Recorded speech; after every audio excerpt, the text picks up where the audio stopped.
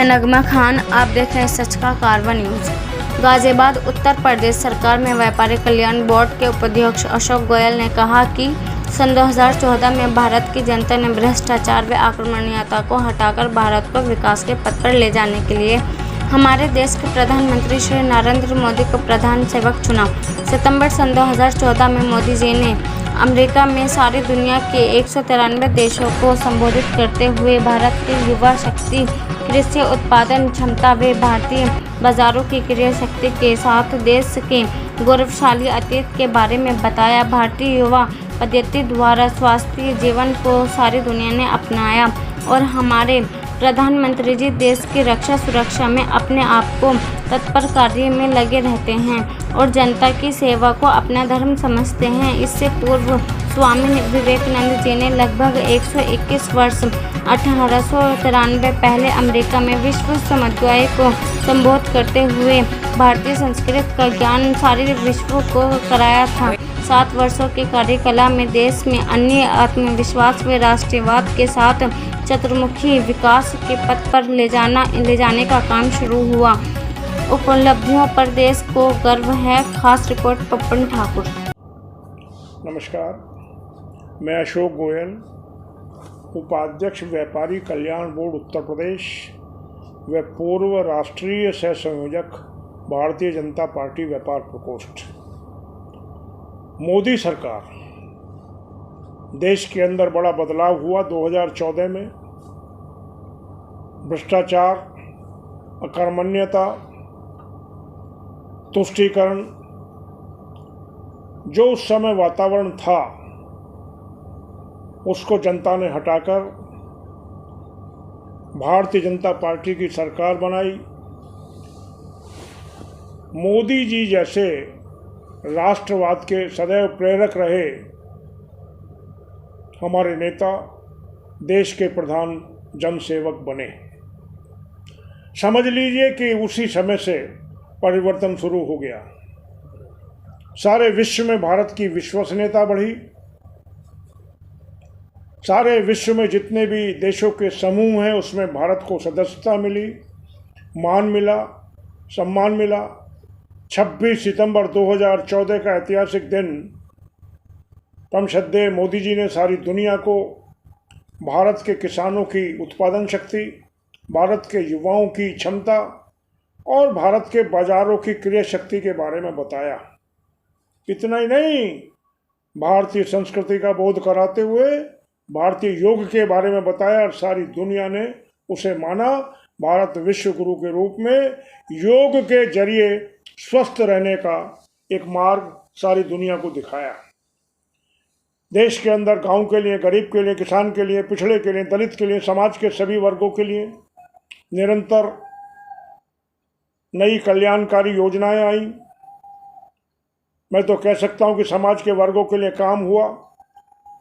पूरे देश के गांवों में बिजली लगी, सड़कों का जाल बिछा। जहां दूर दराज में दूसरे देशों के किनारे किनारे सड़कों का जाल बिछा और एक सशक्त भारत का निर्माण होने लगा। भारत के अंदर अस्पतालों का निर्माण, रेल क्षेत्र में क्रांति, सड़क क्षेत्र में क्रांति, जल के जरिए ट्रांसपोर्टेशन, अनेकों तरीके से सोचा गया कैसे भारत मेक इन इंडिया के रूप में माल बनाकर सारी दुनिया को मेड इन इंडिया के नाम से भेजे और सारी दुनिया में भारत एक शक्तिशाली राष्ट्र बने। चाइना एक औद्योगिक हब था।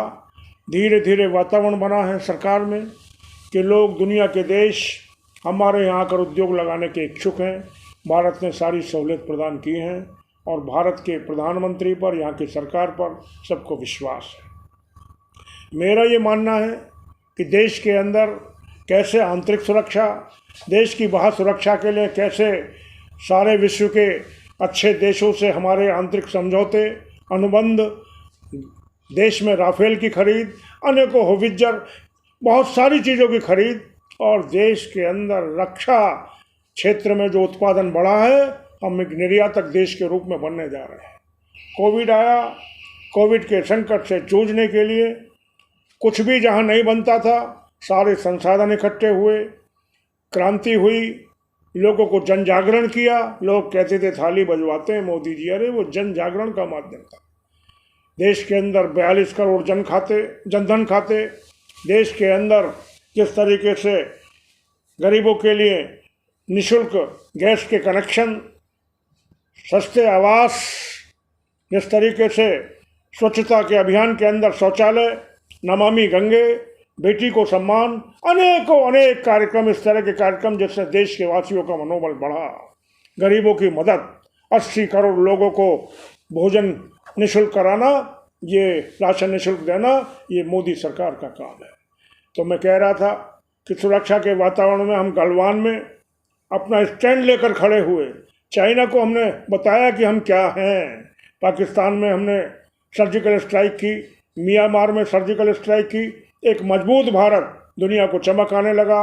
और एक हमारे चाणक्य महापुरुष आदरणीय श्री अमित शाह जी ने जिस तरीके से 370 और 3500 को एक झटके में मिटा दिया, जो मुस्लिम बहनों पर जुल्म होता था, 3 तलाक का कानून एक झटके में मिटा दिया।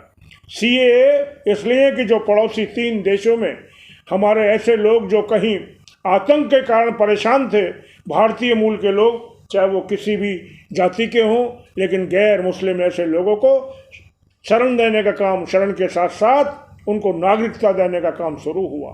NRC, म्यांमार से लोग आएंगे, ये सब नहीं चलेगा। भारत एक सशक्त भारत है, आतंकियों पर अंकुश। देश के अंदर शिक्षा के लिए नई नीति, देश के अंदर बच्चों के लिए जिस तरीके से हमारे कौशल विकास मंत्रालय के माध्यम से बच्चों को ट्रेंड किया गया ताकि स्वरोजगार प्राप्त कर सकें, ऐसा वातावरण। और इतना ही नहीं, मैं तो कहना चाहूँगा कि माननीय मोदी जी की सरकार के समय 500 साल से चली आ रही समस्या, प्रभु राम जन्मभूमि मंदिर का विषय न्यायालय के माध्यम से एक सर्वसम्मत ढंग से प्रशस्त हुआ और आज वहाँ विशाल मंदिर बन रहा है। सारी दुनिया के लोग आएंगे और भारत में आकर प्रभु राम के आगे माथा टेकेंगे। ऐसा वातावरण बना है। उत्तर प्रदेश में योगी जी के कार्यकाल में योगी जी ने जिस तरीके से पूरे प्रदेश को संवारा है, और इस कोविड में, वर्तमान कोविड में जिस तरीके से उन्होंने गांव जिले की चिंता करते हुए खुद अपनी टीम 9 के साथ लोगों की सेवा की है। इस तरीके से उन्होंने हर तरीके से जो लोग बाहर से दूसरे प्रदेशों से भी आए उनको घरों तक पहुंचाया है, उनकी चिंता की है, उनके भोजन की चिंता की है। पूरे प्रदेश के अंदर ऑक्सीजन का भंडार बनाया है, जगह जगह उस पर ऑक्सीजन के उत्पादन हुए हैं। सीधे सारी चिंता जिस तरीके से योगी जी ने की है, हम निश्चित रूप से कह सकते हैं गाँव के लिए, गरीब के लिए, किसान के लिए, पिछड़े के लिए, दलित के लिए, सभी वर्गों के लिए, विशेषकर जो भी इस देश का हित चाहते हैं, सबके लिए ये सरकारें समर्पित हैं। 7 साल के अंदर जितना हुआ है उसको अगर देखा जाए तो बहुत सारे हैं। अस्पतालें यानी कितने बने हैं, हमने ऑल इंडिया मेडिकल इंस्टीट्यूट बनाए हैं, हम बहुत सारे हर तरह के निर्माण ऐसे कर रहे हैं जिससे इस देश का विकास हो, इस देश का युवा बहुत अच्छे तरीके से अपने खुले वातावरण में सांस ले सके। हमने OROP, 1 रैंक 1 पेंशन का कानून मिनटों में जो है उसको बना दिया, जो बहुत लंबे समय से प्रतीक्षित था। अनेकों विषय, बांग्लादेश से सीमा का विवाद था, तुरंत मिटा दिया। बांग्लादेश और पाकिस्तान की सीमा पर और कोई घुसपैठिया हिम्मत नहीं कर सकता कि अंदर घुसे। ये सब चिंता हुई है। एक मजबूत भारत, स्वाभिमानी भारत, सशक्त भारत, सारी दुनिया में सर्वोपरि भारत इस समय में बना है।